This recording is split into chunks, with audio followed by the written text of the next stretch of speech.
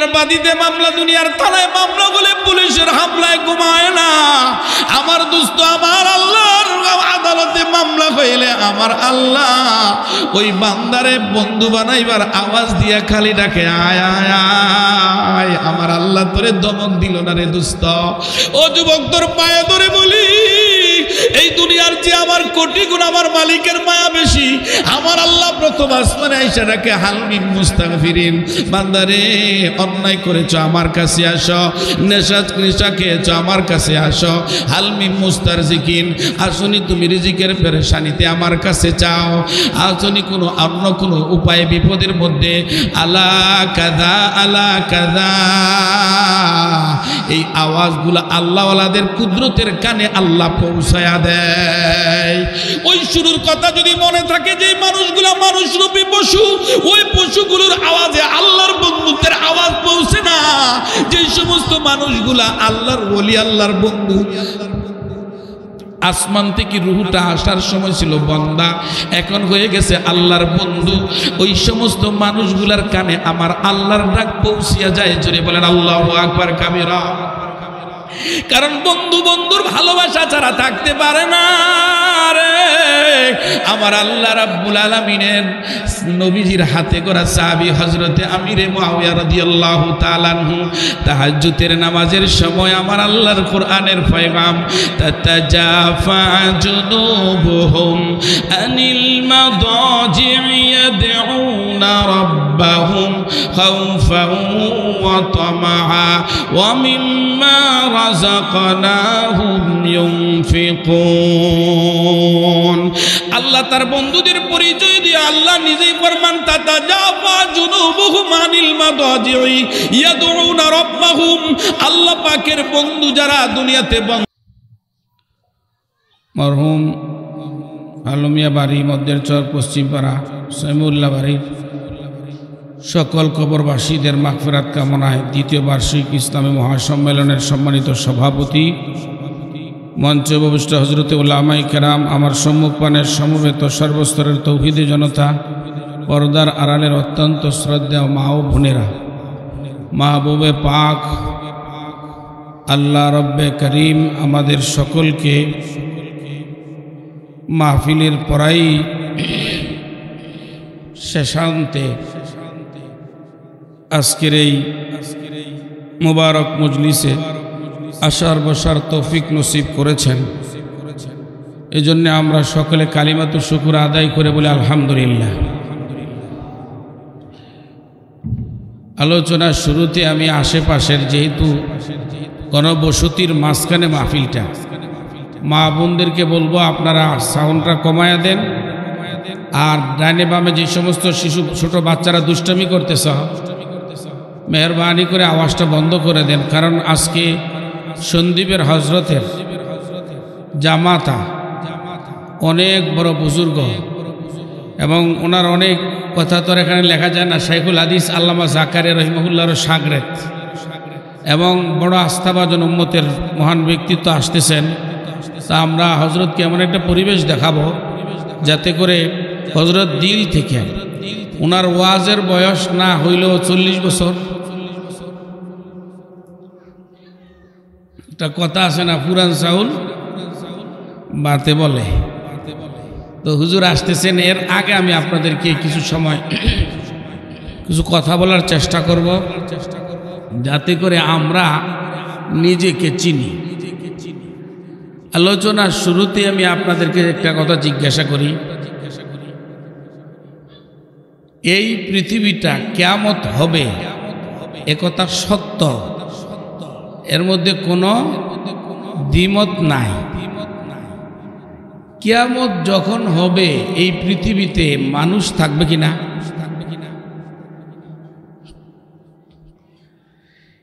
কিয়ামত যখন হবে পৃথিবীতে মানুষ থাকবে কিনা?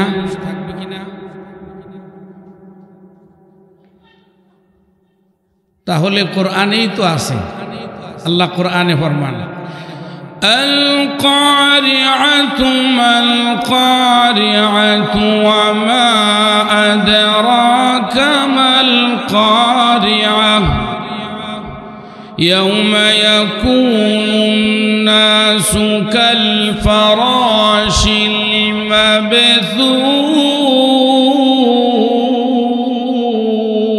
المبثوث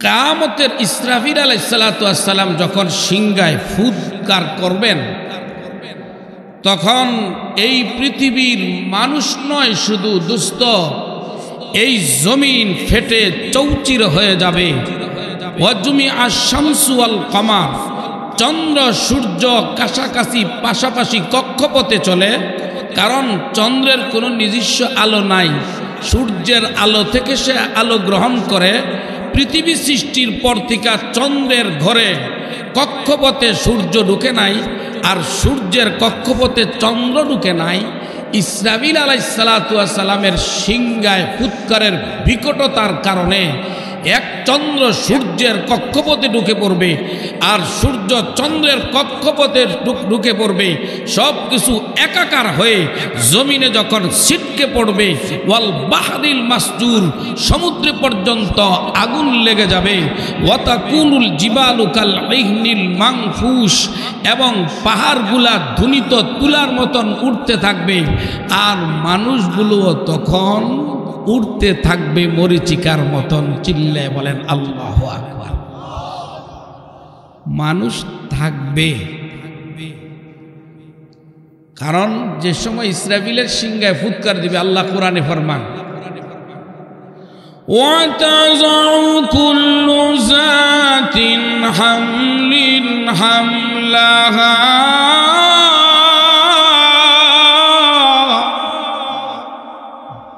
মানুষ থাকবে কারণ ইসরাফিল আলাইহিস সালাতু ওয়াস সালামের সিংহায় যখন ফুৎকার দিবে পৃথিবী যখন ধ্বংস হবে মানুষগুলা একেবারে পাহাড় যেমন উঠতে থাকবে মানুষগুলো উঠতে থাকবে এমনকি গর্ভাশয়ে গর্ভধারিণীর নারীর পেটে যে সন্তান থাকবে ওই সন্তানটাও ইসরাফিলের সিংহায় ফুৎকার কারণে মুহূর্তের মধ্যে বাচ্চা প্রসব হয়ে যাবে মানুষগুলা কৃষক দাঁড়ায় থাকবে তার ফসলি সম্পত্তির মধ্যে আওয়াজ বাড়তে বাড়তে কানের পর্দা ছিঁড়ে যাবে আরে আওয়াজের বিকটতা বাড়তে বাড়তে এই পৃথিবীর এমন কোনো জায়গা থাকবে না যেই জমিন পর্যন্ত তার অস্তিত্ব হারাবে সাত আসমান জমিন আল্লাহর আরশবাহী ফেরেশতা ছাড়া সব কিছু পৃথিবীর ধ্বংস হয়ে খান খান হয়ে যাবে পৃথিবীর কোনো অস্তিত্ব থাকবে না ইয়াকুলুল ইনসানু ইয়াউমাইদিন আইনাল মাফার মানুষগুলা যতক্ষণ হুঁশ থাকবে মারা না যাবে ততক্ষণ বলবে আজকে পলাবার জায়গায় কোথাও নাই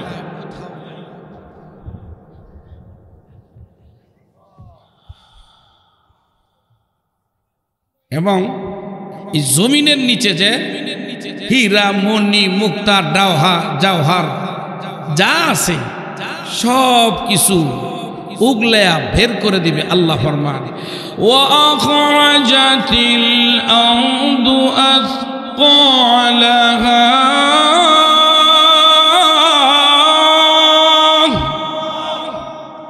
জমিনের নিচে যত সম্পদ ছিল সবগুলা স্বর্ণের বিশাল বড় বড় টুকরা পড়ে থাকবে ডায়মন্ড হীরার বড় বড় টুকরা পড়ে থাকবে মানুষগুলো চিন্তা করবে এই টাকা পয়সা অর্থ সম্পদ মূল পুঁজি মূলধন এই স্বর্ণ মুদ্রার জন্যই তো মানুষ হত্যা করেছিলাম এগুলো তো আজকে পায়ের সাথে চিটে যতক্ষণ পর্যন্ত মানুষের হুঁশ থাকবে আফসুসি করতে থাকবে চিল্লায় বলেন এই পৃথিবী ইসরাফিলের সিংহায় ফুৎকার দিলে সব কিছু ধ্বংস হবে যখন ধ্বংসের পূর্ব মুহূর্তে তখন পৃথিবীতে মানুষও থাকবে তবে কেমন মানুষ থাকবে এটা কিছুক্ষণের মধ্যে আমি আপনাদেরকে অল্প সময়ের আলোচনায় বুঝাবার চেষ্টা করব এইটাই আজকে আমার বিষয়বস্তু প্রশ্ন হলো আল্লাহ রসুল সাল্লাল্লাহু আলাইহি ওয়াসাল্লাম ফরমান ইন্নাদ দুনিয়া খুলিকাত লাকুম ও মানুষ সকল জেনে রাখো এই দুনিয়া তোমাদের জন্য মানুষের জন্য আল্লাহ দুনিয়া সৃষ্টি করেছেন তাহলে আমার প্রশ্ন বুঝেন আল্লাহ মানুষের জন্য এই দুনিয়া সৃষ্টি করেছেন কিন্তু মানুষ থাকতে আবার দুনিয়া ধ্বংস করবেন কেন প্রশ্ন বুঝে আসছে মানুষের জন্য আল্লাহ দুনিয়া সৃষ্টি করেছেন মানুষ থাকতে আল্লাহর দুনিয়া আল্লাহ ধ্বংস করবেন কেন? এই প্রশ্ন যুবকেরা বুঝছ? মানুষের জন্য আল্লাহ দুনিয়া সৃষ্টি করেছেন, আর মানুষকে আল্লাহ পরকালের জন্য সৃষ্টি করেছেন। তাহলে মানুষ থাকতে দুনিয়া ধ্বংস হবে কেন? এই প্রশ্নটা বুঝানোর মাধ্যমে দিয়ে আমার অল্প কিছু সময়ের মধ্যে আলোচনা শেষ হয়ে যাবে। ও দোস্ত, আমি আপনার সকলের মিলে একটা পরিচয় আমরা অল্প সময়ের জন্য আমরা শুনি। এই যে আমি আপনি এখানে বসে আছি না, আমি মাসুদুর রহমান, আরেকজন ইউসুফ আহমদ, আরেকজন তাজুল ইসলাম, আরেকজন উবাইদুল্লাহ, আরেকজন মুজিবুর রহমান। এই দেহটার নাম কিন্তু আসল মানুষ না। আসল মানুষটা কি? সেটা আশ্চর্যের কথা হলো আসল মানুষটাকে দেখা যায় না। কারণ আল্লাহ হলেন অদৃশ্য, আল্লাহকে দুনিয়ার চর্মচক্ষু দ্বারা আমরা দেখতে পারি না। ঊর্ধ্ব জগতে আল্লাহ পাক আরেকটা মাখলুক রেখেছেন যাদের ব্যাপারে আল্লাহ কোরআনে ফরমান ওয়ায়াসুনাল্লাহা মা আমারহুম ওয়ায়াফআলুনা মা ইউমারুন, যারা বিন্দু পরিমাণ কোনো অপরাধ করে না, গুনার মজাও বুঝে না, গুনার সাজাও বুঝে না, তারা হলো ফেরেশতার দল। এই ফেরেশতার উপর ঈমান আনা ঈমানে মুফাসসালের 7 বিষয়ের এক বিষয়। বুঝে থাকলে বলেন তো দেখি, ফেরেশতাকেও দেখছেন? তো ঊর্ধ্ব জগতে আল্লাহকে দেখা যায় না, ফেরেশতাকে দেখা যায় না। আল্লাহ পাক রব্বুল আলামিন আসল মানুষ যেটা বানাইছেন সেটার নাম হলো রূহ। এই রূহটা হলো আল্লাহকে যেমন দেখা যায় না, আল্লাহর আমরে রব, আল্লাহর আদেশ, এটাও দেখা যায় না। বুঝে থাকলে বলেন তো দেখি, আল্লাহ অদৃশ্য, আল্লাহকে দেখা যায় না, আল্লাহ যে আদেশ করেছেন সেটাও দেখা।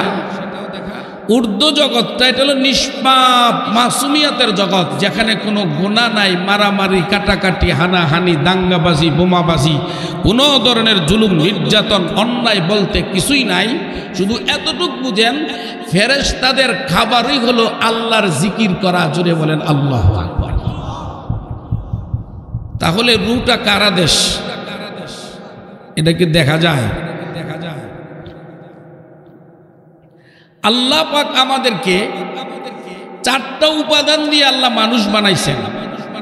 বলেন আগুন, পানি, মাটি, বাতাস। আগুন আর পানি দুইটা কি খালাতো ভাই না বিপরীত ভাই? মাটি আর বাতাস দুইটাই কি এক জাতীয় না বিপরীত জাতীয়? বাতাসের কাম হলো স্থির থাকা, পানির কাজ হলো একটু ডালু পাইলেই। আগুন পানি বলেন বিপরীতমুখী দুইটা জিনিস। মাটি বাতাস, মাটির কাজ হলো স্থির থাকা, বাতাসের কাজ হলো উড়তে থাকা, ঘুরতে থাকা, অস্থির হওয়া। তাহলে এই 4টা জিনিস দিয়ে আল্লাহ মানুষ বানাইছেন, একটার সাথে আরেকটার মিল নাই, বরং পরস্পরের 2টা জিনিস বিপরীতমুখী। এই বিপরীতমুখী 2টা জিনিস আগুন, পানি, মাটি, বাতাস, এই বিপরীতমুখী 4টা জিনিস দিয়ে আল্লাহ দুনিয়াতে বানায় পাঠাইছেন। ও দুনিয়ার মানুষ, তুমি যা চাইবা দুনিয়াতে সব কিছু মন মতে পাইবা না। ওই বিপরীতমুখী দুনিয়াতে আমি আল্লাহকে একটাই মাত্র তোমার সাফল্যতার সফলতা, আমার দুনিয়াতে তুমি বন্দা হইয়া যাইবা, আমাকে তুমি বন্ধু হইয়া আমার কাছে আবার ফিরে আসবা। তাহলে বুঝেন রূহটা কার আদেশ? এটা দেখা যায়? কেউ দেখছেন রূহ? ছোট্ট করে একটা ঘটনা আমার বুঝাবার জন্য আমি আপনাদেরকে বলতেছি। ভারতবর্ষের একজন আধ্যাত্মিক জগতের রাহবার, উম্মতের বড় মুহসিন ও শফিক আলেম ছিলেন হযরতে আশরাফ আলী থানভী রহমাতুল্লাহি আলাইহি। ওনার কাছে একবার হিন্দু ধর্মের পণ্ডিতের নাতি আসছে, হিন্দু ধর্মগুরুর নাতি আসছে। হিন্দু ধর্মের একটা নীতি আছে, যত ভক্তি তত মুক্তি। বলেন যত ভক্তি। এরা দেখবেন যে এলাকার মধ্যে সব চাইতে বড় একটা গাছ, এটার নাম যদি বট গাছ হয়ে থাকে তো এটাই আমাদের খোদা। এলাকার মধ্যে সবচেয়ে উপকারী যে গাছ তুলসী গাছ, এটাই আমরার খোদা। যত ভক্তি তত মুক্তি। ইসলাম কয় না না, না বুঝা অতি ভক্তি, অতি ভক্তি। হযরতে আশরাফ আলী থানভী রহমাতুল্লাহর কাছে হিন্দু ধর্মযাজকের ধর্মগুরুর নাতি আসছে, আয়েশা বলে মোল্লাজি আপ বাতায়ে, আপনি বলেন আপকে নবী কে হর হর বাত দুরুস্ত है, আপনার নবীর সবগুলা কথা কি সঠিক? আপনারা কি বলেন, আমাদের নবীর সবগুলা কথা সঠিক না? আমাদের নবীর সবগুলা কথা সঠিক না? এই বুঝাবার জন্য এদিকে খেয়াল করেন। আমাদের নবীর সবগুলা কথা সঠিক।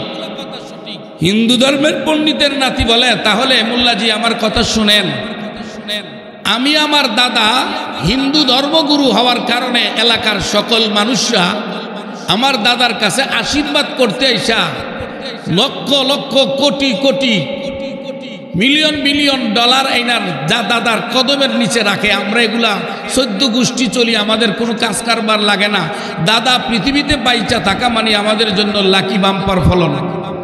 অতএব এই দাদা বয়স্ক হওয়ার কারণে, বয়োবৃদ্ধতার কারণে তার জীবন যখন মরণ সায়ান্নে জীবন শেষ পর্যায়ে যায় পড়ছে, দাদাকে চিকিৎসা করাইতে করাইতে আয়ুর্বেদিক, এলোপ্যাথিক, হোমিওপ্যাথিক কোনো ডাক্তারই বাদ নাই। সব ধরনের ডাক্তারি সিস্টেমে গেছি, সব ডাক্তারই বলে কিছুদিন খাইতে চাইলে খাওয়াই দাও, তোমার দাদা আর বেশি দিন টিকবে না। এই কথা শুনলে আমাদের মন ভালো লাগে না, কারণ দাদা বাইচা থাকলে আমাদের মাল পানি আসে, না হইলে মাল পানি কি হয়ে যাব, বন্ধ হয়ে যাবে। কয় এখন তোমার প্রশ্ন কি? কয় আমার প্রশ্ন হইল সমস্ত ডাক্তারদের কাছে আমার দাদার বেঁচে থাকার নিশ্চিতকরণটা যখন আমি হারায়া ফেলালাম, কেউ আমাকে দাদা বেঁচে থাকবে এমন কোনো থিওরিক্যাল কোনো কথার ঔষধি কেউ দেয় না। হয়ন বয়োবৃদ্ধতার কারণে দাদা শেষ জীবনে মৃত্যুর সঙ্গে পাঞ্জা লড়ছে, দাদা বাঁচবে বলে কোনো ডাক্তার আর ওষুধই বন্ধ করে দিয়েছে। তখন আমি নৈরাশ হইয়া, ও মুসলমান আপনি আপনার ধর্মের নবীর ব্যাপারে জানি, মুসলমানদের ধর্মের নবী সত্য কথাই বলে গেছে। এখন আমি মুসলমানদের ধর্মের নবীর একটা হাদিস নিয়ে একটু গবেষণা করছি।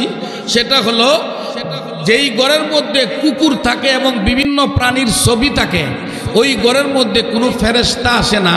যেহেতু আজরাইলও একটা ফেরেশতা, তাহলে এই জন্যে আমার দাদার ঘরে যেন আজরাইল নামক ফেরেশতায় না ঢুকে, এই জন্যে আমার দাদার ঘরের মধ্যে আমি 22টা কুকুর রেখেছি এবং যত পারি জীব জানোয়ারের ছবি রাখছি।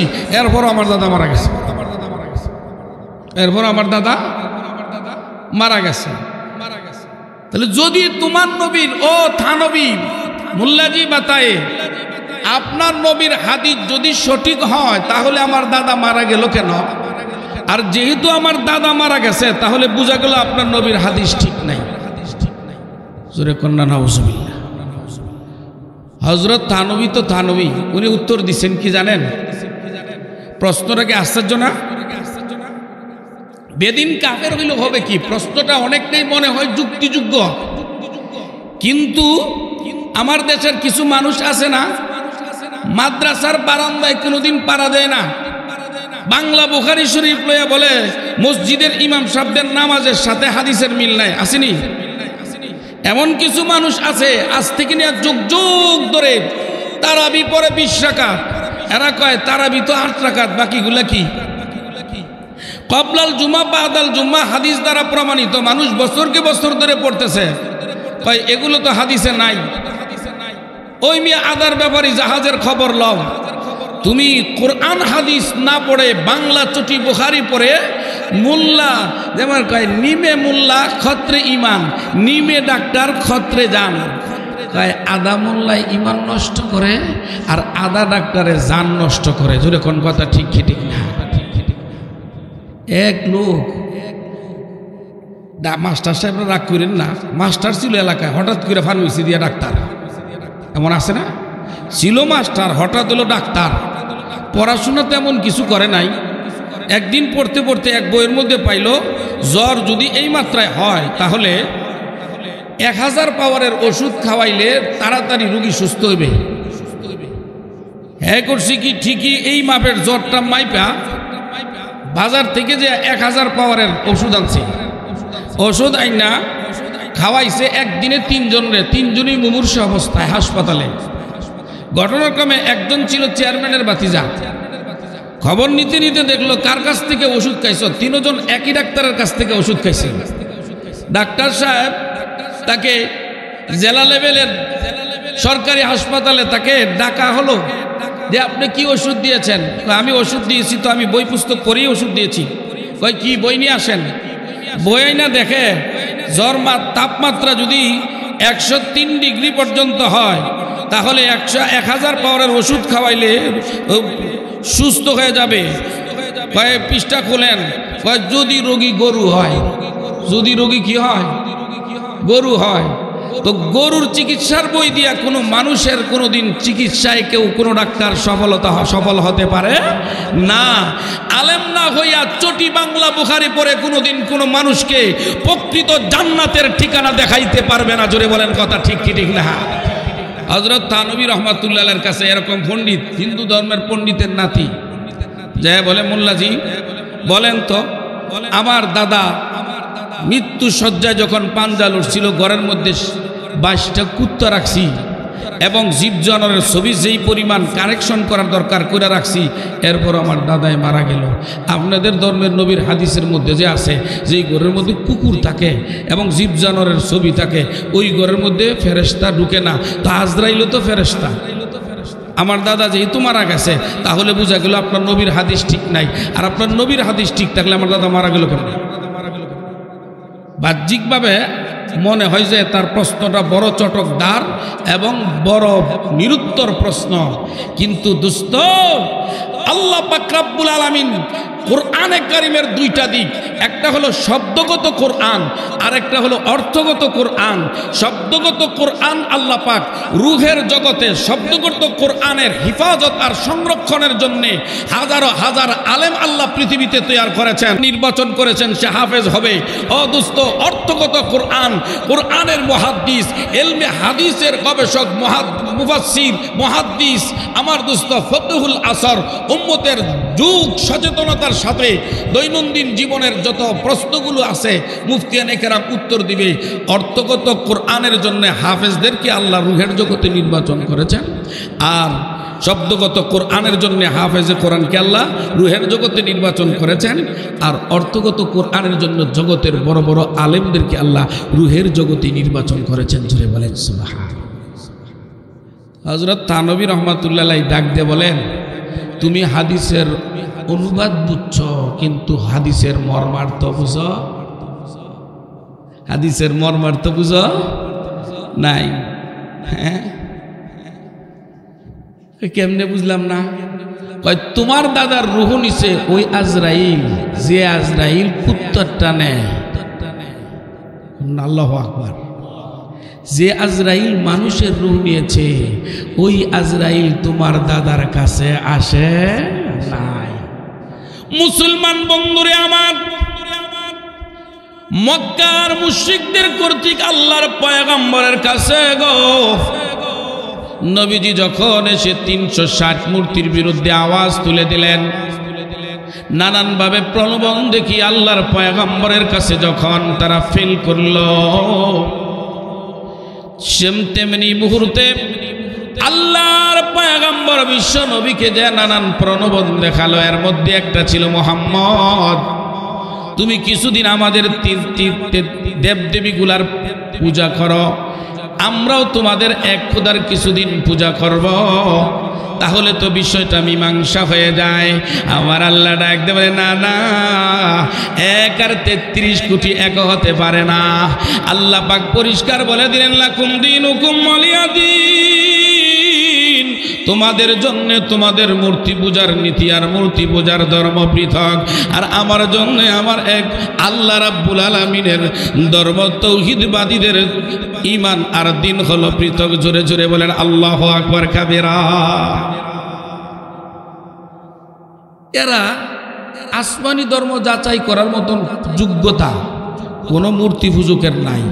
ইহুদি খ্রিস্টানরা এরাদের ধর্মটা অচল হয়ে গেলেও একসময় এই ধর্ম সচল ছিল। কোরআন নাজেল হয়ে যাওয়ার পরে অন্যান্য ধর্মগুলা সচল ধর্ম অচল হয়েছে কোরআন নাজেল হওয়ার পরে। আল্লাহ পাক রব্বুল আলামিনের নবী সরকারে দো আলম সাল্লাল্লাহু আলাইহি ওয়াসাল্লাম যখন ইসলামের এই ধর্মের আলোচনা শুরু করে দিলেন, 40-এর আগে আল্লাহর নবীর বিরোধিতা কেউ করে নাই। 40 বছর বয়সে আল্লাহর নবী যখন গারে হেরা থেকে কোরআনে কারিমের তালিম দেওয়া শুরু করে দিলেন, আপন আপন লোকেরা আল্লাহর পয়গম্বরের বিরোধিতা শুরু করে দিল। জোরে বলেন কথা ঠিক কি ঠিক না? আল্লামা আহমদ শফি রহমাতুল্লাহি আলাই বাংলাদেশের অপরিচিত কোনো মানুষ না। উনি যখন হেফাজতে ইসলামের আন্দোলনে আসলেন তখন ওনার শত্রু বাড়ছে না কমছে? আরো জোরে বলেন। আবার বন্ধুও, আর জোরে বলেন কথা ঠিক কি ঠিক না? মামুনুল হক সাহেব ক্লাসে পড়াইলে আস্তে আস্তে পড়ান, দূর থেকে একটু দূর থেকে শোনা যায় না। যখন আন্দোলনে আসছেন তখন দোস্ত শত্রু বাড়ছে না কমছে? বন্ধু বাড়ছে। আমার দোস্ত, আল্লাহ পাক রব্বুল আলামিনের নবী যখন দাওয়াত দিলেন 360 মূর্তির বিরুদ্ধে গেল গা, তখন তারা আল্লাহর নবীজিকে যেখানে যেভাবে চায় কোনো তন্ত্র মন্ত্র দিয়ে আল্লাহর রসুলকে ঠেকাইতে পারে না। আবু জাহেলের দলেরা বসছে একবার, এই মোহাম্মদ রে কি বলে ঠেকানো যায়, কি বলা যায়? কারণ সামনে হজের মৌসুম আসতেছে, কিছু মানুষ কোরআন শুনলেই এদের দিলের মধ্যে ইমানের আগুন লেগে যায়। জোরে জোরে কয় সুবহানাল্লাহ। একদল কয় মোহাম্মদ রে কয় পাগল, এরাই কয় মোহাম্মদের পাগল কইলে হইব কি বেটা, পাগলে কোনো নীতির কথা কয় নাকি? এত নীতির কথা কয়, সমাজনীতির, অর্থনীতির, রাজনীতি, সকল নীতির কথা কয়। জোরে কয় কন এটা জাদুকর। জাদুকরও কইলে এটা সুবিধা করতে তিনি, এটা খাওয়াইতে তিনি সমাজ রে। কারণ জাদুর কিছু মন্ত্র আছে, মন্ত্র। যেমন আমি ছোটো সময় আমার দাদার এক মন্ত্র শিখছিলাম, শিং মাছ কামড় দিলে নাকি একটা মন্ত্র আছে, 1 সিংহের চাউরি, মালবাজারা খাউরি, 8 বাট নকুরি। এখন আমি এটার অর্থ বুঝি না। তো কই না, মোহাম্মদ রে জাদুকর কইল কাম হইতো না। তাহলে কি কইবা? সব মিলাইছিল, কয় যা কবি সাহিত্যিক কয়ে সেরা দে, কোনো মিল করতে পারবে না। আল্লাহ রসুলের এক নাম হলো মোহাম্মদ, আর এক নাম হলো আহমদ। মোহাম্মদ শব্দের অর্থ হলো প্রশংসিত ব্যক্তি। কেউ যদি বলে মোহাম্মদ মিথ্যাবাদী, মোহাম্মদ কাযিবুন, নাউজুবিল্লাহ বলেন, প্রশংসিত ব্যক্তি মিথ্যাবাদী, এই বাক্য কি ঠিক হয়? আহমদ শব্দের অর্থ হইল আল্লাহর পরে সবচাইতে প্রশংসিত, সবচাইতে প্রশংসিত ব্যক্তি মিথ্যাবাদী, ধোঁকাবাজ। মিলে বাক্য? বাক্যের ঠিক হয়? ও দোস্ত, বলতেছিলাম আল্লাহর পয়গম্বরকে প্রশ্ন করার জন্য নিরুত্তর প্রশ্ন এরা তালাশ করে আসলো। আমাদের নবী যখন মক্কায় ছিলেন তখনও মদিনায় ইহুদিদের বসবাস ছিল। ওই ইহুদিদের কাছে গেছে মক্কার কিছু লোকেরা বারাটিয়া প্রশ্ন আনার জন্য। 3টা প্রশ্ন আনছে। এর মধ্যে একটা প্রশ্ন ছিল যে রুহু কাকে বলে? রুহু আল্লাহ নিজে ফরমান, ইয়াসআলুনাকা আনির রূহ কুলির রূহু মিন আমরি রাব্বি।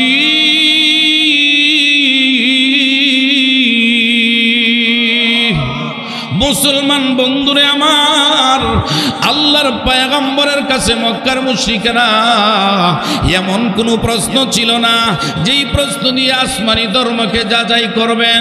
পরীক্ষক যদি পরীক্ষার্থীর চেয়ে বড় জ্ঞানী না হয় তাহলে যাচাই যেভাবে করা যায় না, আল্লাহর পয়গম্বর বিশ্বনবী রহমাতুল্লিল আলামিনকে যাচাই বাছাই করার জন্য মক্কার মুশরিকদের কাছে কোনো প্রশ্ন ছিল না। ইহুদিদের কাছে বারাটিয়া 3টা প্রশ্ন। এর মধ্যে একটা প্রশ্ন হলো রূহ কাকে বলে। আল্লাহর নবী বিশ্বনবী কোনো জবাব দিতেন না যতক্ষণ না পর্যন্ত আল্লাহর পক্ষ থেকে জবাব না আসতো। আমার আল্লাহ ডাকতে বলে, বন্ধু আপনি ভয় পাবেন না, আমি শিখিয়ে দিচ্ছি, উত্তর 3টা দিয়ে দেন। এর মধ্যে একটা ছিল সবচেয়ে চটকদার, সবচেয়ে কঠিন, এর নাম হইল রূহ। কই রূহ এটা কি জিনিস? এটা হলো আমার রবের একমাত্র আদেশ, আমার রবের আদেশ। আমার রবকে যেভাবে দেখা যায় না, আমার রবের আদেশটাও দেখা যায় না। এই জন্যে আমার দোস্ত, আমার ভাই রে, আল্লাহ যে অদৃশ্য সত্তা, ঊর্ধ্ব জগৎ আমরা দেখি না, ফেরেশতাদেরকে দেখি না, আল্লাহর আদেশটাও দেখি না। আমার আপনার মধ্যে যে রূহ আছে, এই আসল মানুষটাও দেখি না। এখন দোস্ত যুবকেরা উঠিস না বাবা, আর 5টা মিনিট বল, আসল কথাটা বুঝবা। রূহটা কারা দেশ, এটাকে দেখা যায়, ধরা যায়, ছোঁয়া যায়।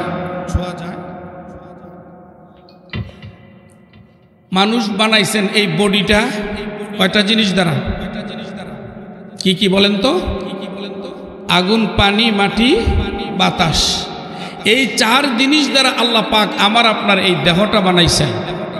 বুঝে থাকলে বলেন তো দেখি, এই দেহে যখন আল্লাহ রূহটা ঢুকায় দিছেন, রূহ ঢুকায় দেওয়ার পরে চোখে দেখা শুরু হইল। আল্লাহ যখন এই দেহের মধ্যে রূহটা ঢুকায় দিছেন, যেটা অদৃশ্য একটা জিনিস, এই হাতের কাজ শুরু করে দিল। রূহ যখন আল্লাহ দেহে ঢুকায় দিছেন, যেটা দেখা যায় না, রূহটা পায়ের কাজ শুরু করে দিল।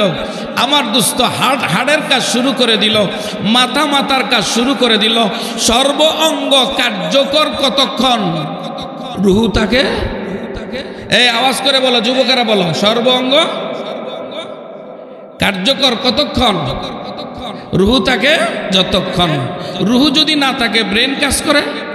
আরো সহজ করে বলো, ধরে নিলাম আজকে রাত্রে কোনো একটা মানুষ, এই যে একটু আগে খবর আসলো আমার ওলিউল্লাহ শাহিন ভাই, ওনার আম্মা মারা গেছে।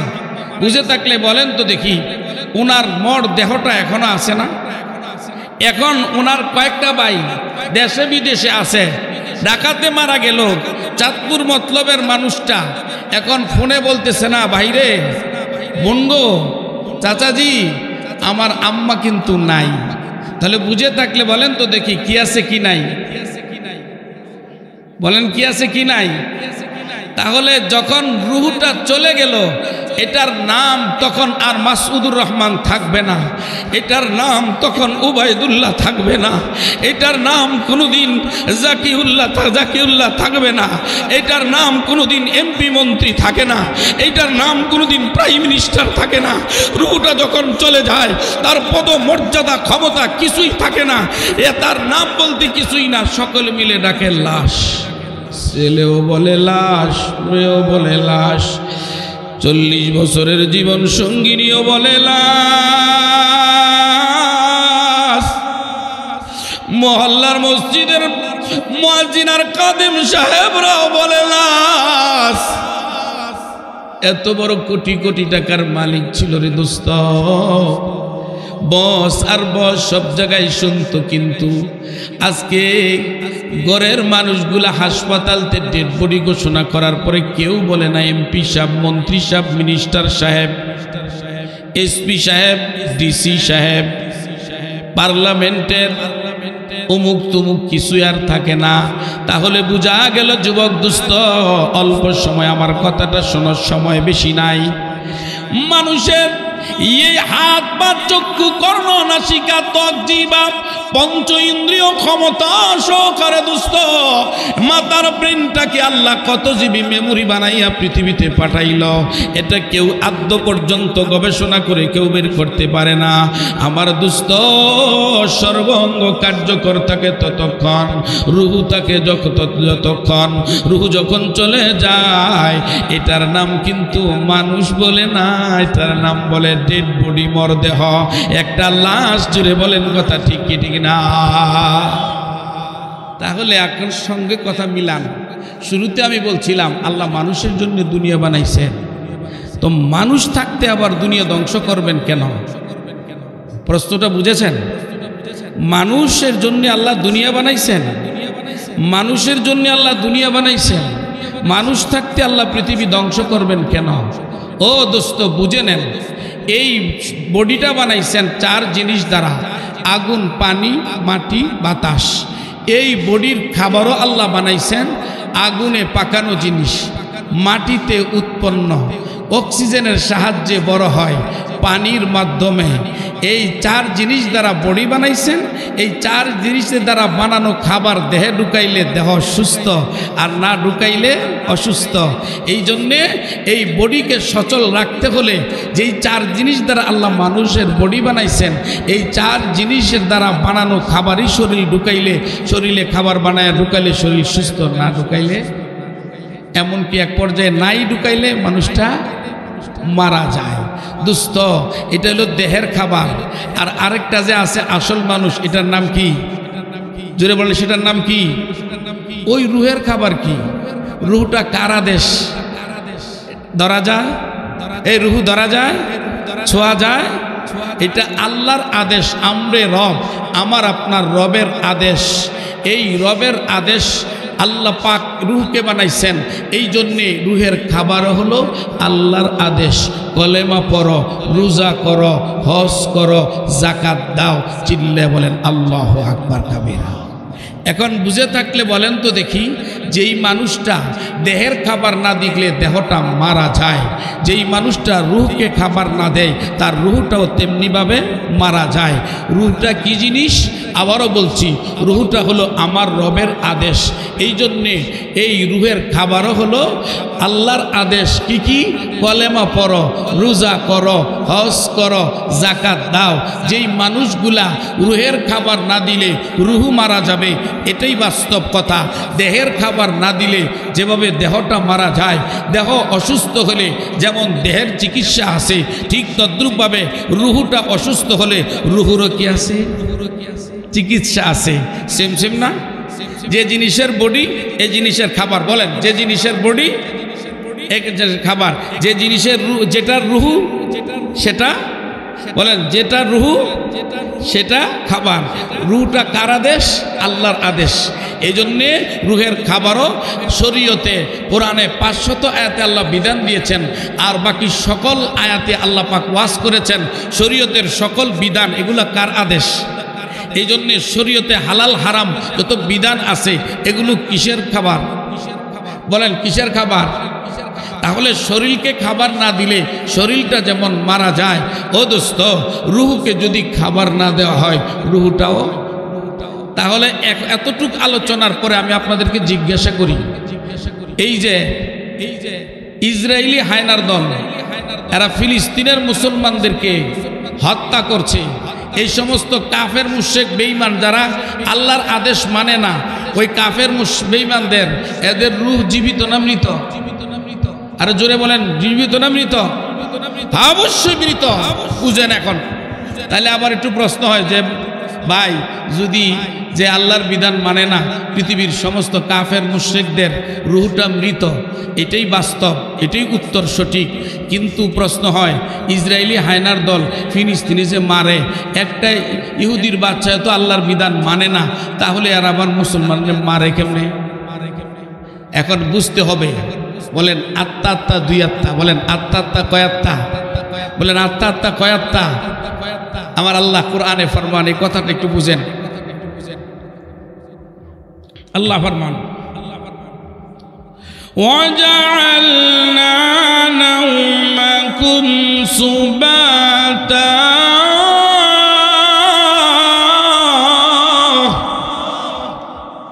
মানুষটা যখন ঘুমায় তখন তার জীব আত্মা, আত্মা আত্মা কয় আত্মা? একটা হলো জীব আত্মা। অন্য অন্য জীব জানোয়ারের মধ্যে যে আত্মা আছে, মানুষের মধ্যেও কি আছে? সেই আত্মা আছে। তো মানুষ যখন ঘুমায় জীব আত্মাটা তার সাথে থাকে, আর মানব আত্মাটা আসমানে যে ঘোরাফেরা করে। বুঝে থাকলে বলেন তো দেখো, আসমানের মধ্যে কোনো হট্টগোল আছে? মারামারি, কাটাকাটি, হানাহানি না। আসমানের ঊর্ধ্ব জগৎটা হলো মাসুমিয়াত আর নিষ্পাপের জগৎ। কারণ ঊর্ধ্ব জগতের বসবাস হলো ফেরেশতাদের। যেই ফেরেশতারা মারামারি করে তো না দূরের কথা, এরা এদের জিকির, এদের পেটের ক্ষুধা নির্বাণ হয় আল্লাহর জিকির দ্বারা। তাহলে দোস্ত বোঝা গেল ঊর্ধ্ব জগতে, আমাদের ঊর্ধ্ব জগতে, পৃথিবীতে ঊর্ধ্ব জগৎ সময়ের মধ্যে কোনো গুনাহ বলতে কিছুই নাই, টেনশন বলতে কিছুই নাই। মুসলমান বন্ধুরে আমার, উলামায়ে মুফাসসিরিন কেরাম আয়াতের ব্যাখ্যায় লেখেন, রে দোস্ত, মানুষটা যখন ঘুমায় পড়ে রে দোস্ত, ঘুমের ঘরে যায়, তখন জীবাত্মাটা অন্যান্য জীব জানোয়ারের মধ্যে যে আত্মাটা আছে রে, ওই আত্মাটা মানুষের মধ্যে থাকে। আর মানব আত্মাটা 2 নাম্বারটা চলে যায় প্রথম আসমানে ঘোরাফেরা করে। প্রথম আসমানে যেহেতু মাসুম, কোনো অন্যায় নাই, অপরাধ নাই, কোনো টেনশন নাই, এই জন্য একটা মানুষ যেমন একবার বিশাল একটা সুন্দর ময়দানে গিয়ে ঘোরাফেরা করে আসলে মানুষের মাথায় যেন টেনশন কমে যায়। ঊর্ধ্ব জগৎ আসমান, প্রথম আসমানে মানবাত্মারা যখন ঘুরে ফিরে আসে, তখন দুস্থ ঘুম থেকে উঠার পরে মানুষের ব্রেনটা ফ্রেশ হয়ে যায়। তাহলে বোঝা গেল আমার দোস্ত, আমার ভাইরে, ওই পৃথিবীর জমিনে ইসরায়েলি হায়নার দল থেকে নিয়ে শুরু করে যত ইহুদি খ্রিস্টান আর পৃথিবীতে যত বেঈমান মুশরিকেরা আছে, এরা জীবিত আছে। কোন অর্থে? আমার দোস্ত, জীবাত্মা তাদের জীবিত আছে, মানবাত্মা তাদের মরে গেছে, যার কারণে তাদের কাছে মানুষ মারা আর পাখি মারা বরাবর। জুড়ে বলেন কথা ঠিক কি না? আমার দোস্ত, আমার ভাইরে, যদি বুঝে থাকেন আজকে ইসরায়েলি হায়নার দল গোটা পৃথিবীর মুসলমানদের চোখের সামনে, আমার দোস্ত ফিলিস্তিনের মুসলমান এবং আশেপাশের মুসলমানদেরকে তারা হত্যা করার একমাত্র কারণ হইল তাদের জীবাত্মা আছে আর মানবাত্মা নাই। আমার দোস্ত, যাদের জীবাত্মা জীবিত, আমার আল্লাহ পবিত্র কুরআনে ফরমান, উলাইকা কাল আনআমি বাল হুম আদাল, যেগুলা আল্লাহর বিধান মানে না তাদের মানবাত্মা মৃত রে। যাদের মানবাত্মা মৃত আর তাদের সঙ্গে মানবাত্মা মৃত হয়ে থাকার কারণে জীবাত্মা জীবিত। গরু ছাগলেরটার মধ্যে যেরকম জীবাত্মা আছে, ওই মানুষটার মধ্যে জীবাত্মা আছে। ওই দুইটার মধ্যে ব্যবধান কি? ওই গরু ছাগলের 4 পা আর ওই মানুষরূপী পশুটার হইল 2 পা। জোরে বলেন কথা ঠিক কি না? আমার দোস্ত, আমার ভাইরা, এখন কথাটা যদি বুঝতে পারেন, প্রথম আমার প্রশ্নটা ছিল আল্লাহ পাক মানুষের জন্য পৃথিবী বানাইলেন। আমার আল্লাহ রাব্বুল আলামিন আসমানের চন্দ্র তারকার চেয়ে সুন্দর করে মানুষ বানাইলেন। আল্লাহর কুদরতের নজরে গোলাপের পাপড়ির চেয়ে মানুষকে আল্লাহ পাকের খালাকাল্লাহু আদামা বিসূরাতিহি, আল্লাহর পৃথিবীতে যত মনহারিণী মনকারিণী যত কিছু আল্লাহ সৃষ্টি করেছেন, সব চাইতে আল্লাহর কুদরতি কলিজায়, সব চাইতে আল্লাহর কুদরতি নজরে পছন্দের মডেল আর নমুনা হলো মানুষ। জুড়ে জুড়ে বলেন কথা ঠিক কি না? এই জন্য শাসন যদি করতে হয়, সন্তান হোক নারী হোক, তার মুখের মধ্যে আঘাত করা যায় না। ও দোস্ত, বৈষম্য বিরোধী ছাত্র আন্দোলনের মধ্যে একটা ছেলে ছিল হাফেজে কোরআন। ওই হাফেজে কোরআন পুলিশের সামনে যখন জিম্মি হয়ে পড়ে, বৈষম্য বিরোধী ছাত্র আন্দোলনের ওই যুবকটা ডাক দিয়ে বলে, পুলিশ ভাই, তুমি আমাকে মারো কিন্তু আমার চেহারা এবং সিনাতে আঘাত করিও না, আমি 30 পারা কোরআনের হাফেজ। এই কথা বলার পর সঙ্গে সঙ্গে ওই পুলিশটা হয়তো কোনো বিজাতি হবে, কোনো মুসলমানের সন্তান হবে বলে মনে করি না, সে সঙ্গে সঙ্গে ওই হাফেজি কোরআন বৈষম্য বিরোধী আন্দোলনের নেতাকে মুহূর্তের মধ্যে তার জমিনে ফালাইয়া তার মুখের মধ্যে ঠোঁটগুলি থেতলে ফেলে এবং তার কলিজার মধ্যে কয়েকটা আঘাত করে রাইফেলের মাধ্যমে। আবার দুস্থ বোঝা গেল এগুলো মানুষ মনে হয়, কিন্তু আল্লাহ এবং রসুলের ফতোয়া এরা মানুষ নয়, এরা মানুষ রূপে পশু। জুড়ে বলেন কথা ঠিক না? আমার দোস্ত, আমার ভাইরে, এই জন্য আসল মানুষ কোনটা? আসল মানুষ হলো রুহুটা।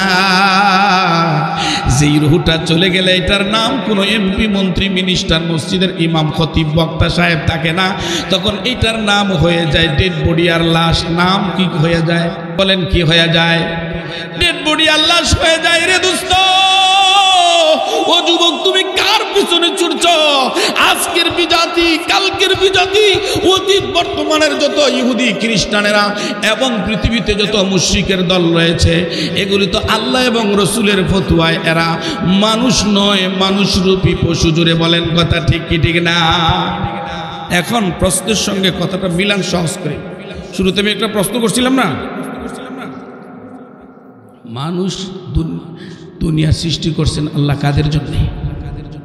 বলেন যুবকেরা, বলো, দুনিয়া সৃষ্টি করছে আল্লাহ কার জন্য? তাহলে মানুষ থাকতে পৃথিবীটা আল্লাহ ধ্বংস করবেন ইসরাফিলের ফুৎকার দিয়ে কেন? তাহলে বোঝা গেল তখন সেই লোকগুলা মানুষ থাকবে না। মানুষ থাকার চেষ্টা করতে হলে দুইটা দুশ্মনের সাথে যুদ্ধ করতে হবে, আর এই দুই দুশ্মন চারটা ঘুমন্ত লুকায়িত পদ্ধতিতে মানুষটাকে পশু বানায়। বলেন, মানুষটাকে কি বানায়? আমরা উর্দু জগৎ থেকে দুনিয়াতে আসছি আল্লাহর বন্দা হইয়া, পরকালে যাব বন্ধু হইয়া। বলেন কি হইয়া? বলেন, দুনিয়াতে আমরা রুহের জগতে আসছি কি হইয়া? বন্দা হইয়া। আল্লাহর কাছে, আল্লাহর জান্নাতে যাব কি হইয়া? বন্ধু হইয়া। আমাদের দুই দুশ্মন আমাদেরকে আল্লাহর বন্ধু হতে দেয় না। কয়টা দুশ্মন? আরো জোরে বলেন, কয়টা? একটা দুশ্মনের নাম হলো শয়তান। একটা দুশ্মনের নাম কি? এই শয়তান কি চালাক না বাটপার? আরে কন্যা, একজনে কয় সবই না, শয়তান চালাক কয় না, এটা বাটপার কয়। কি কয়? কি মন বাটপার জানেননি? আমি বেশি লম্বা কথা বলতে পারবো না। শয়তানের একটা কর্মপদ্ধতি, যে জুয়া খেলে আরে জিজ্ঞাসা করে, কিরে তুই জুয়া খেলার কারণে তোর বউ ভালোবাসে না, তোর বাপ মাও ভালোবাসে না, আর ওদিকের শাশুড়ি আব্বা শাশুড়ি আম্মা তোরে ভালোবাসে না, তুই খেলোস কে? যদি লাগিয়া যায়। কি কয়? যদি লাগিয়া যায়। আরেকটা গাঞ্জা নাম্বার 1, খাইতে খাইতে কলজাও তো কালা হয়েছে, ঠুডো কালা হয়েছে, জিব্ব কালা হয়ে গেছে।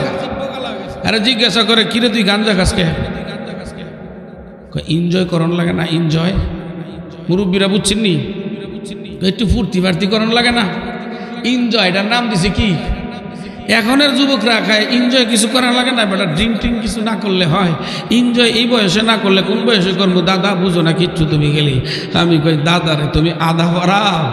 এনজয় মদের মধ্যে, জুয়ার মধ্যে, মাদক নেশার মধ্যে কোনো জয় নেই। 16 আনাই ক্ষয়। জোরে বলেন কথা ঠিক কি ঠিক না? হে দোস্ত, আরেকদিকে ভালো জিনিসটারে খারাপ করে দেখায়। ভালোটারে প্রথম তো বললাম, ভালোটারে কি দেখাইছে? খারাপ কইরা।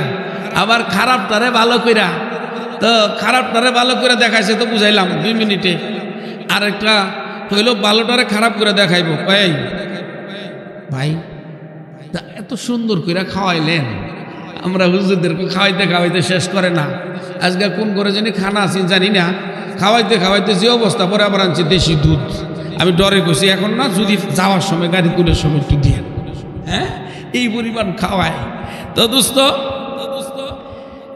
এমন কিছু মানুষ আছে হুজুরদেরকে খুব ভালোবাসে, তখন আমরা দূরে কই দাড়িটা রাখন যায় না। শয়তানে কয় কয় হুজুর রাখবো ইনশাল্লাহ, রাখবো ইনশাল্লাহ। শয়তান ইনশাল্লাহর ভিতরে শয়তান কি কয়, এই দেখ পুরা ফাইনাল কথা কইস না, ভিতরে একটু একটু একটু রাখিয়া কইস, কারণ এখনো তো তোর গোলামাইয়া বিয়া দিস না। মানুষ তো কইব তুই বুড়ো হয়ে গেছ গা। মানুষ কি হয়ে গেছেন গা? অত পৃথিবীতে এমন অপরাধের মধ্যে একটা অপরাধ, ওয়াফুল্লাহা, আল্লাহ পাকের নবীর হাদিস হলো দাড়িকে মাফ করে দাও।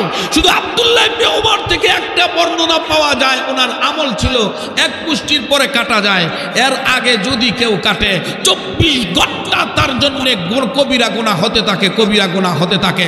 আর প্রত্যেকটা কবিরা গুনাহ রাষ্ট্রদ্রোহী মামলা নয়, এগুলা খোদাদ্রোহী মামলা। চিল্লে বলেন নাউজুবিল্লাহ।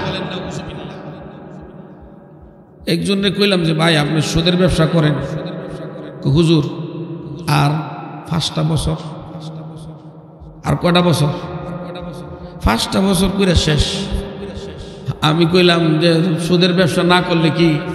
হুজুর যেইভাবে ব্যবসা সরাইছি, সুদমুদ দিয়ে মিলেছিলে ঠিক রাখি, এই গত 2 মাস আগে শুনছি হ্যাঁ অর্ধেক টাকার খবরই নেই। জুড়ে কোন কথা ঠিক কিনা? আমরা হুজুরা সুদও খাই না, আবার যৌতুকের খাটফালঙ্গ বাড়িতে আনি না, যার কারণে আমরা বিবিরা আমাদেরকে যেই ভালোবাসে, এমন ভালোবাসা যৌতুকখোর আর মদখোর আর গাঞ্জাখোর আর যত আছে সুদখোরের বিবি এত ভালোবাসে। চিন্তা করেন না, এই বক্স খাটের মধ্যে বইয়ে থেকে, এই বেডির খাটের মধ্যে বইয়ে থেকে বেডির দমক দিলে বেডি কইতো না এতে নাই মেলাও। জোর কথা ঠিক কিনা? হ্যাঁ, ওই টিভি চালাইছো, টিভি চালাই দেখো কপালের ঘরের কপাল রে, তকদিরের ঘরের তকদির রে, এনে ওই যে কত নাচে, কত সুন্দর বেডিয়ে, আর তোরে আমরা দিছে তোর বাপে, এইটা দিয়া তোরে আমরা দিছে গসাইয়া। ওরে বেডি করে কি জুতা দা ওই টিভিরে ভাঙ্গেলায়, জোরে কোন কথা ঠিক কিনা? কয় তোর এটার মধ্যে আমার বাপে দিছে, আমারে দেখতি আর তুই দেহস আরেক বেডি রে, জোরে কোন কথা ঠিক কি ঠিক না? যৌতুকের লানত যেই ঘরের মধ্যে ঢুকছে, মনে করবেন না আপনার ছেলেকে সুখী করার চেষ্টা করেছেন। খোদার কসম করে বলে আপনার ছেলেকে আপনি পৃথিবীর মধ্যে সব চাইতে একটা ভিখারি বানাইছেন, জোরে কোন কথা ঠিক কি ঠিক না? ও মুসলমান, বলতেছিলাম শয়তান কি চালাক না বাটপার? আর জোরে কন, একটা বাটপারির কথা আমি একটু শোনাই। কাতেবে ওহী 10 জন সাহাবীর মধ্য থেকে একজন ছিলেন হযরতে আমিরে মুয়াবিয়া। নাম কি? আমিরে মুয়াবিয়া অনেক বড় বিজ্ঞ সাহাবী ছিলেন। না বুঝাই সাহাবীরে অনেকে গালাগালি করে, জোরে কোন নাউজুবিল্লাহ। আমিরে মুয়াবিয়া রাদিয়াল্লাহু তাআলা আনহু একবার তাহাজ্জুদের নামাজ পড়তে পারেন নাই। তাহাজ্জুদের নামাজ না পড়ার কারণে দিনের বেলায় উঠছেন। দিনের বেলায় উইঠা সারা দিন কাঁদতেছেন, সারা দিন। কারণ তাহাজ্জুদের নামাজের সময় প্রথম আসমানে এসে ডাকে কে? আরো জোরে বলেন, আওয়াজ করে বলেন আল্লাহ। হাটা উচ্চারণ করে বলেন আল্লাহ। আরো জোরে বলেন আল্লাহ। ওই আল্লাহ প্রথম আসমানে আসে ডাকে। ও দোস্ত, বড় আজীব কারিশমা। এই পৃথিবীর মানুষ যদি কেউ মামলার আসামি হয়, কোনো সময় পুলিশ তারে তালাশ করে, ঘরে ঘুমাইতে পারে না। শ্বশুর বাড়ি গেছে, গোয়েন্দায় তালাশ করে কিনা, সেখানেও ঘুমাইতে পারে না। কক্সবাজার চলে গেছে, NSI এর লোক, DGF এর লোক তারে তালাশ করে কিনা, সেখানে মনে হয় পুলিশ আসলো কিনা। ও দোস্ত, কিন্তু আল্লাহর আদালতের মামলার আসামি হলে আমার আল্লাহ আপনাকে ধরবে তো দূরের কথা, বরং আপনি আল্লাহর আদালতের মামলার আসামি হইয়া ঘরের মধ্যে যুবক যুবতীর জিনা চলছে ওপেন, ওই জিনাকারিনীর অবস্থাতেও আমার আল্লাহ তার ওই ঘরের দরজার জানালার চিপা দিয়ে আল্লাহ পাঠায়া দেয় অক্সিজেন। আমার বান্দা যেন আমারে না ভুলে চিল্লে বলে আল্লাহ।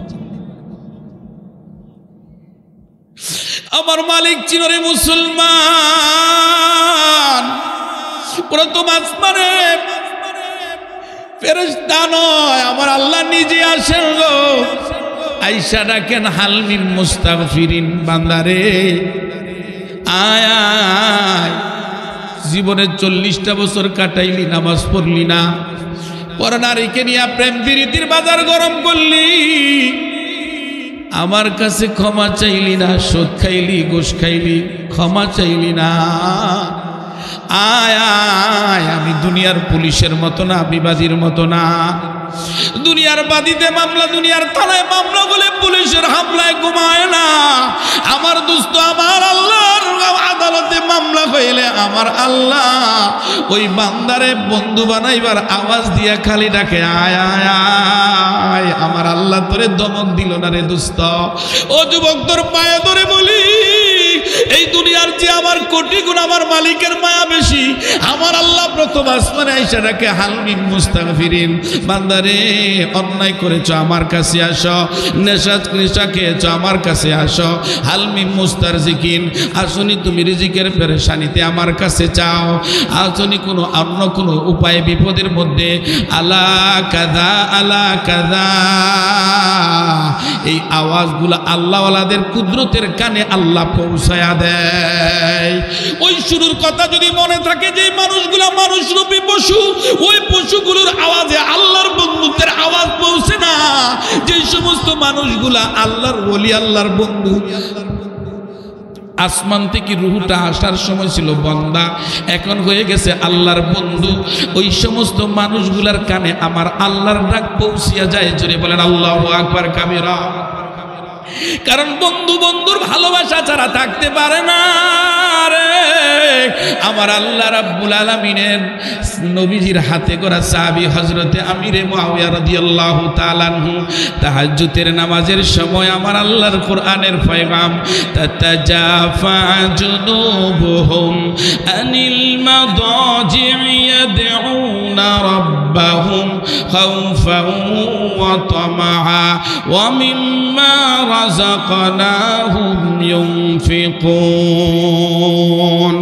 আল্লাহ তার বন্ধুদের পরিচয় দিয়ে আল্লাহ নিজেই ফরমান তাতাজাফা জুনুবুহুম আনিল মাদাজি'i ইয়াদউনা রাব্বাহুম।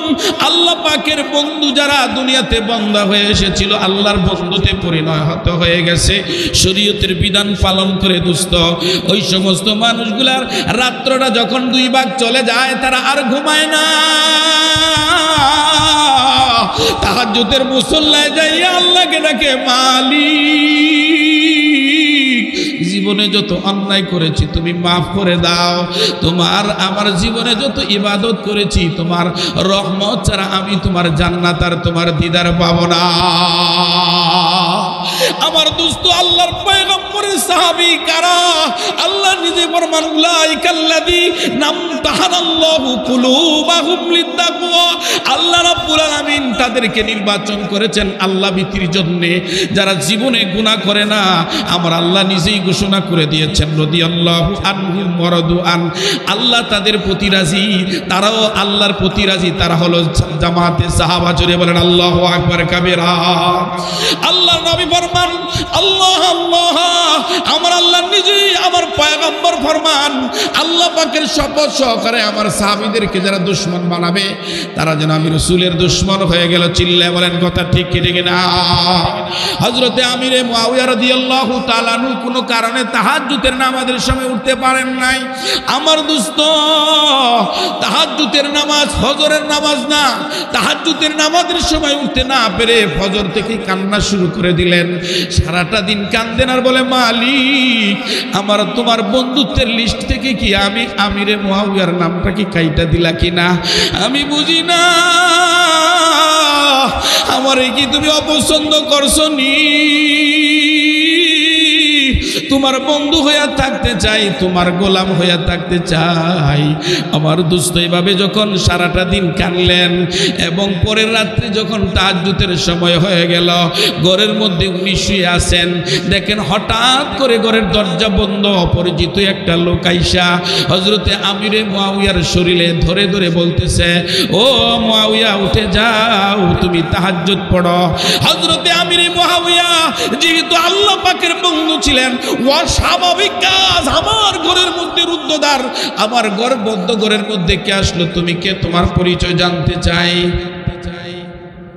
ডাক দে বলে আমি কোনো মানুষ না, আমি ইবলিস শয়তান। ইবলিসের কাম তো তাহাজ্জুদের মধ্যে উঠানো না, এটা তো ভালো মানুষের কাজ, আল্লাহর বন্ধুদের কাজ। আল্লাহর এক বন্ধু আরেক বন্ধুকে তাহাজ্জুদের সময় উঠায়, কিন্তু তুমি শয়তান হয়ে আমারে কেন উঠাইতেছ? কই গতকালকে আমি তোমারে ধোঁকা দিয়া কিছু সময়ের জন্য হলেও তোমার থেকে আল্লাহর বন্ধুত্বের একটা স্লোগান তাহাজ্জুদের সময় তোমাকে উঠতে দেই নাই, কিন্তু তুমি না উঠাও যে আফসোস করে কান্নাকাটি করেছো সারাদিন। তাহাজ্জুদ পড়লে তোমার যেই পরিমাণ মর্যাদা হইতো, কান্নাকাটি আফসোসের কান্নার কারণে আল্লাহ তোমার মর্যাদা বহু গুণ বাড়ায় দিছে। আমি চাই না যদ্দুর মর্যাদা আছি তাহাজ্জুদ পড়ো উঠা। বুঝেন না? চালাক না বাটফার? শয়তান চালাক না বাটফার? আল্লাহ কোরআনে ফরমান আলাম আহাদ ইলাইকুম ইয়া বানি আদামা আল্লা তা'বুদুশ শাইতান। আমার আল্লাহ ডাক দিবেন শয়তানের পূজা করবে না। আল্লাহ কোরআনে ফরমান আল্লাযী ইউওয়াসওয়িসু ফি সুদুরিন নাস, জিন জাতির মধ্য থেকে যেটা অহংকার করে সেটাকে বলা হয় জিন শয়তান, আর মানুষের মধ্যে যেটা অহংকার এটাকে বলা হয় মানুষ শয়তান। জোরে বলেন কথা ঠিক কি ঠিক না? শয়তানের দোসর এই দুনিয়াতে আসেনি। আমি বলতেছিলাম আসলো বন্দা হইয়া, যাইবো আল্লাহর কাছে কি হইয়া? বন্ধু হইয়া। এটা হলো মানুষের জীবনের বিষয়বস্তু। কিন্তু দুই শত্রু তারা বিপদে ফালায় দেয়, একটার নাম কি? শয়তান, আরেকটার নাম কি? নফস। আরেকটার নাম কি? নফস। সূক্ষ্ম একটা কথা, আমার দাদা শেখ পাকিস্তানের হাকিম মোহাম্মদ আখতার সাহেব, আমি করাচি যখন পড়ি তখন স্বচক্ষে হজরতের কাছে বহুবার যাওয়ার তৌফিক হয়েছে। আল্লাহ হজরতের কবরকে জান্নাতের উঁচা মাকাম নসিব করুক, সকল বলে আমিন। তো হজরত সুন্দর করে বিভিন্ন দলিল আদিল্লা প্রমাণাদি সহকারে লেখেন, শয়তানকে বাগানো যায়, মারা যায় না। আজানের আওয়াজ দিলে শয়তান উল্টা পিঠ দিয়ে বায়ু বের করতে করতে চলতে দৌড়াইতে থাকে। আল্লাহু আকবারের ধ্বনি দিলে শয়তান ওই জায়গায় থাকে না, জায়গা থেকে দৌড়তে থাকে। ও দোস্ত, দুরূদ শরীফের আমল করলে শয়তান দূরে থাকে। আউযু বিল্লাহি মিনাশ শাইতানির রাজিম পড়লে শয়তান দূরে চলে যায়। শয়তান বাগানো যায়, মারা যায় না। তাহলে এই শত্রুকে বল্লম দিয়ে মারা যায়, পিস্তল। তাহলে মনে করতে হবে খারাপ জিনিসকে ভালো করে দেখায়, জিনা বেবিচার কয়, জীবনে এনজয় কর। ও ভাই যুবক, না, এটা পুরাটাই ক্ষয়। জুড়ে বলেন কথা ঠিক কিনা? নফস। আরেকটা কি? নফস তিন প্রকার। কয় প্রকার বলেন? আম্মারা, লাওয়ামা, মুতমাইন্না। বলেন আম্মারা, লাওয়ামা, মুতমাইন্না। একটা আছে আম্মারা, একটা কি? এটা কি? সূরা ইউসুফ, ইউসুফ আলাইহিস সালামের ঘটনা। ইল্লাল নাফসালা আম্মারাতুম বিসসুই ইল্লা মা রাহিমা রাব্বি।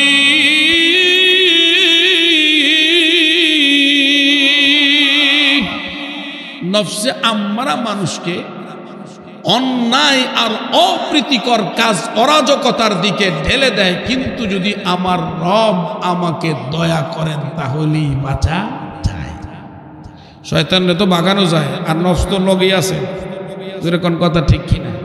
আল্লাহ নফসে আম্মারা থেকে হেফাজত করুক। আজকে রাত্রটার নাম আমরা কই না, এটা কয় রোমানদের আলোচনায়, দুস্থ ইটালিয়ান প্রবীণ আলোচনায়, এরা জানুস দেবতার মূর্তি পূজারী যারা, এদের নাম দিছে আজকে 31st নাইট। ও বাবা, সব দিতে আছে বাইজিদ বুস্তামি, যুবকরা কও নাকে 31st নাইট ডে। একটু বুঝার চেষ্টা করেন। জানুস একটা প্রাচীনতম তাদের দেবতা, মাঝখানে এটা ভুলে গেছিল। পরবর্তীতে যারা গুগল শরীফ দেখো, জানুস গুগলে চার্জ দিলে দেখবা 2 মাথাওয়ালা। এদের মধ্যে ওই ছবি নিয়ে নানান ধরনের দেখবা 3-4 ধরনের ছবি, এক পাশে একটা মাথা, আরেক পাশে আরেকটা মাথা। এদের একটা মাথা হলো পিছনের দিকে, এক মানুষ, এক অবয়ব একটা মানুষের আকৃতিটা কি একটা, মাথা হলো 2টা। বলেন মাথা কি? মাথা 2টা, পিছনের একটা মাথা আছে। এরা 12টা 1 মিনিট পর্যন্ত এইটার পিছনের মাথাটার দিক দিয়ে, চেহারার দিক দিয়ে দাঁড়ায় থাকে। এরা এটারে বলে ভাগ্য দেবতা। কি দেবতা? জানুস ভাগ্য দেবতা। বলেন জানুস ভাগ্য দেবতা।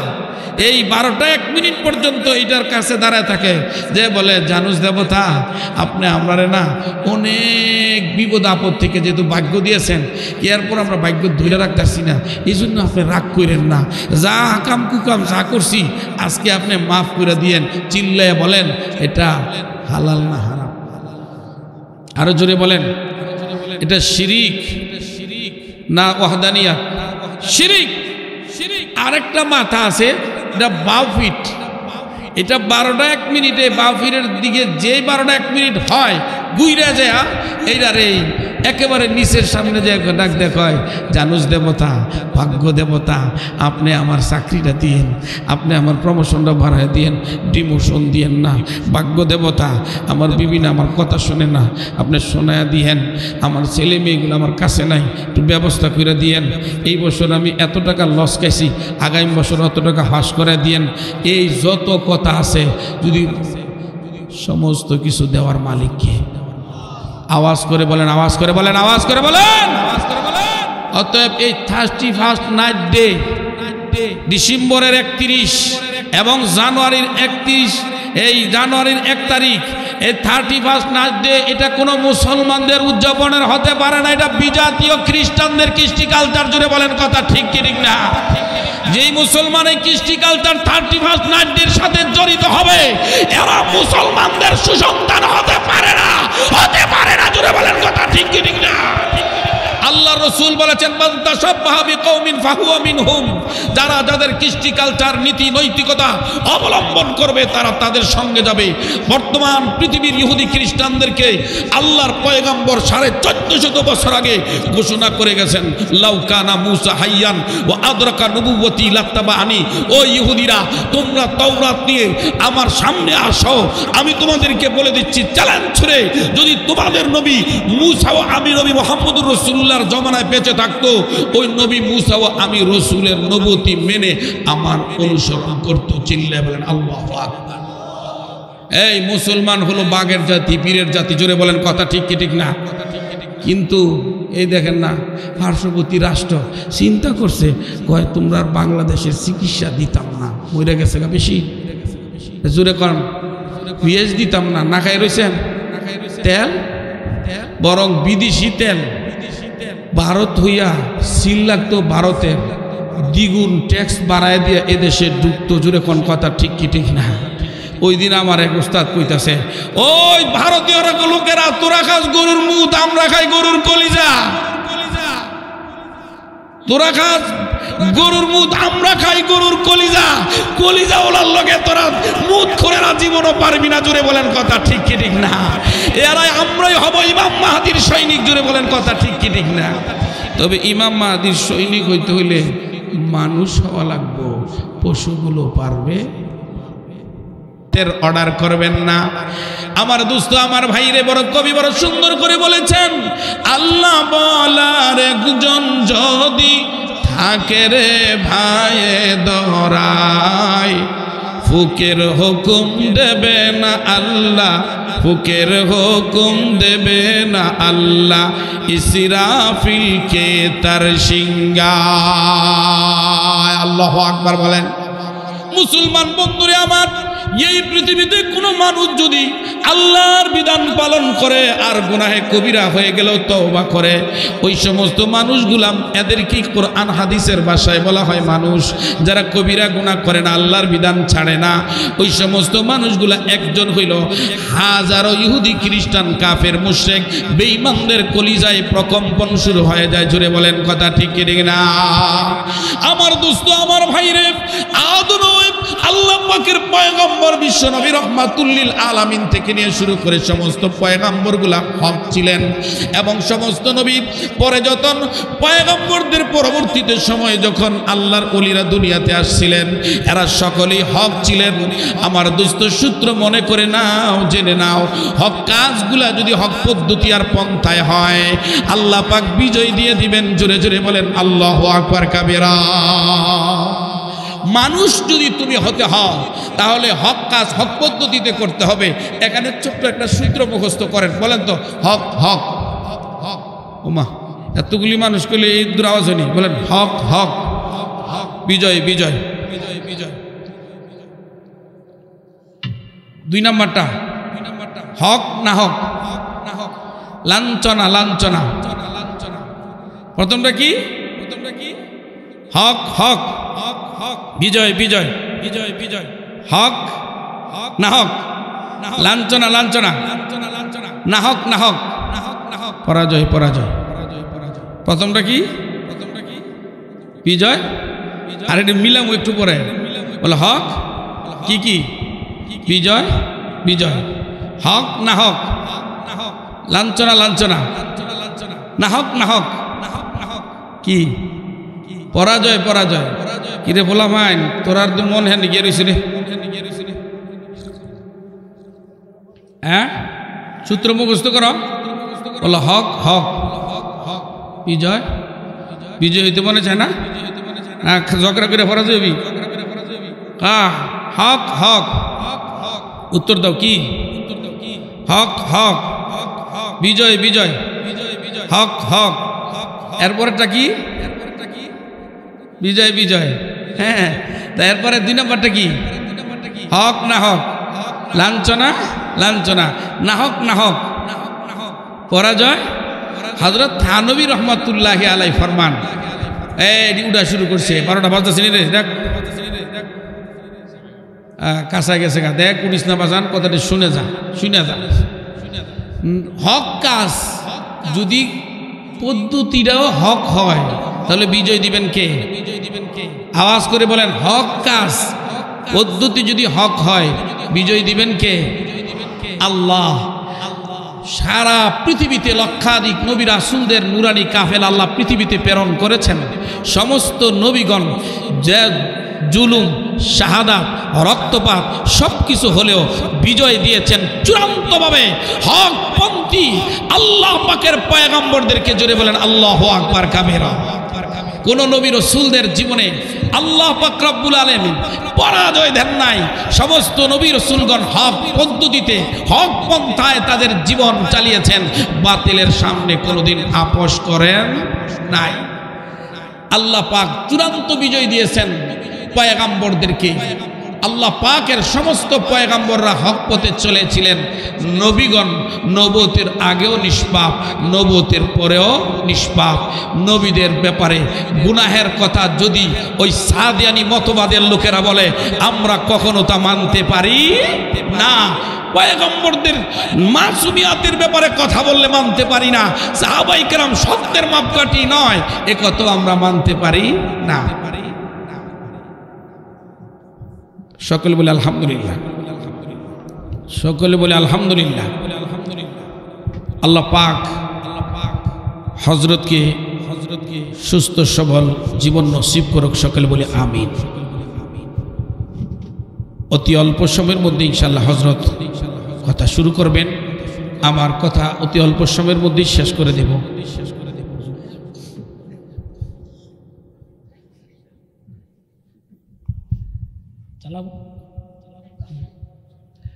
মুসলমান বন্ধুরে আমার, লক্ষাধিক নবী রাসূলদের মধ্যে একজন পয়গম্বর ছিলেন হযরতে সালেহ আলাইহিস সালাতু ওয়াস সালাম, যিনি সামুদ জাতির নবী ছিলেন। তাফসীরের কিতাবের মধ্যে লেখে লম্বা সময় পর্যন্ত স্বজাতিকে দাওয়াত দিলেন, কিন্তু তারা পয়গম্বরের কথা মানে না।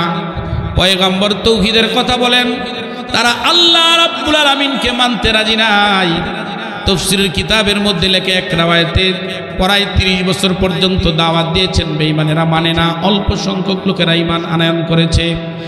এক পর্যায়ে উম্মতের বাতিলপন্থীরা হযরত সালেহ আলাইহিস সালাতু ওয়াস সালামের কাছে এসে বলে, তুমি যদি আমাদেরকে একটা জিনিস দেখাইতে পারো তাহলে আমরা তোমার কথা মানব, তোমার ধর্মাদর্শে আমরা মতলম্বী হয়ে যাব। কই সেটা কি? ওই যে কাতেরা পাহাড় থেকে যদি 10 মাসের গর্ভধারিণী একটা উটনি বের করে দেখাইতে পারো তাহলে তোমাকে নবী মানব। আমার দোস্ত, আমার ভাই রে, পয়গম্বর আল্লাহর কাছে দোয়া করলেন, আল্লাহ পাক 10 মাসের গর্ভধারিণী একটা উটনি বের করে দিলেন। উটনিটা যখন বের হয়ে গেল, আল্লাহ পাকের আদেশ হলো এটা আল্লাহ পাকের পক্ষের বিশেষ কুদরতের নিদর্শনের উটনি। এই উটনির সঙ্গে তোমরা কোনো আলা তামাসসুহা বিসুইন, কোন ধরনের অন্যায় অপ্রীতিকর কোনো ঘটনা ঘটাবে না। আল্লাহ রাব্বুল আলামিন ঘোষণা করে দেওয়ার পরেও আল্লাহ পাকের পয়গাম হয়ে গেল, আমার এই উটনি সকলের জমিন থেকে বক্ষণ করবে, কেউ তাকে নিষেধ করতে পারবে না। কিন্তু আল্লাহ পাকের কুদরতের এই উটনি যখন নির্ধারিত পানি পান করার জায়গা ছিল, পানি তো অ্যাভেলেবেল ছিল না, নির্ধারিত জায়গায় পানি পান করলে ওই সামুদ জাতির লোকরা তাদের জীব জানোয়ার এবং তারা ওই দিন আর পানি পান করতে পারতো না। আল্লাহর আদেশ হলো উটের সঙ্গে কোনো ধরনের অন্যায় অপ্রীতি কাজ করা যাবে না।